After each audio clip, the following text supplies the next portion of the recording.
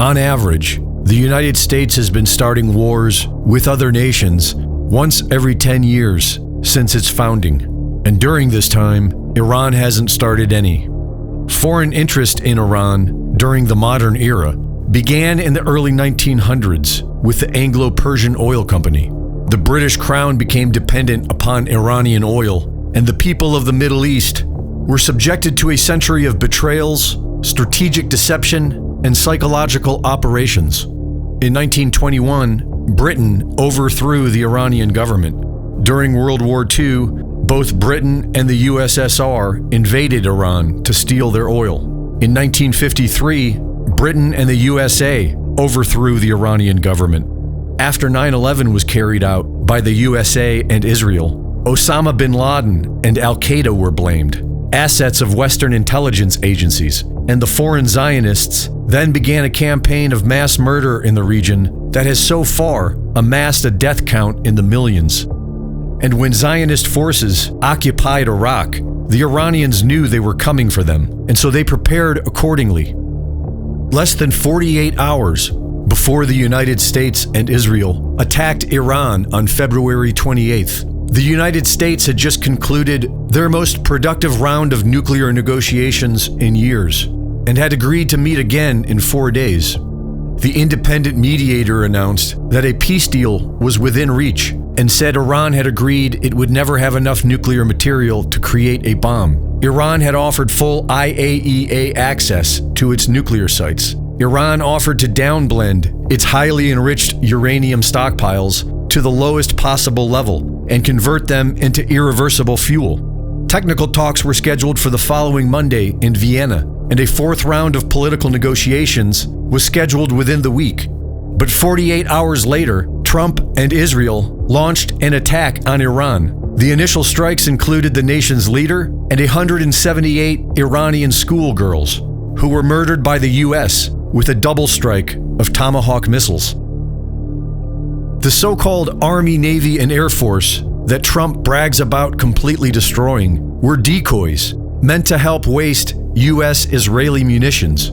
Iran has clearly been paying attention to the Zionist protocols of war and have developed a deterrent that secures their sovereignty. The real military is underground. A massive city of tunnels has been built beneath the entire country, with a stockpile of missiles to rain down daily for years. This underground city is well beyond the depth for U.S. and Israeli bunker busters, and it seems to have an endless amount of launch sites throughout the entire nation. Their weapon systems are all custom-made to defeat the Zionist war machine. Thousands of drones launched in swarms to overwhelm defense systems. Missiles with no fins upon re-entry, making it harder for radar to get a lock. Missiles that steer away from predicted flight paths to evade interceptors. Missiles that deploy several other warheads that evade interceptors.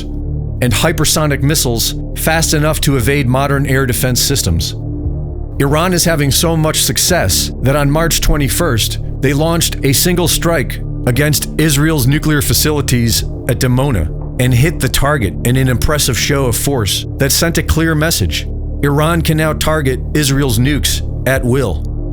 One of the most striking things about Iran's campaign has been their transparency. They have been announcing their actions and targets and following through to their word, which stands out in stark contrast to the US-Israeli method of war, deception and terror. Iran's real navy is underground as well, and designed specifically for this war. They have thousands of unmanned surface vehicles that operate as swarms and are equipped to take down any ship in the Gulf, no matter how massive.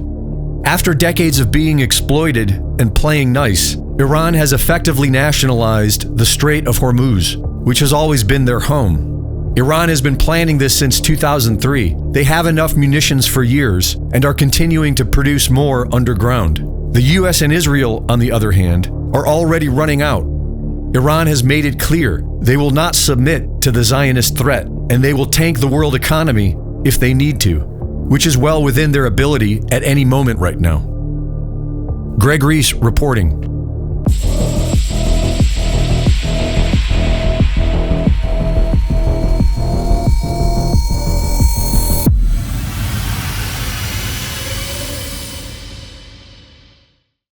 The Reese Report is now fully funded by my Substack subscribers. Subscribe today and support my work at gregreese.substack.com.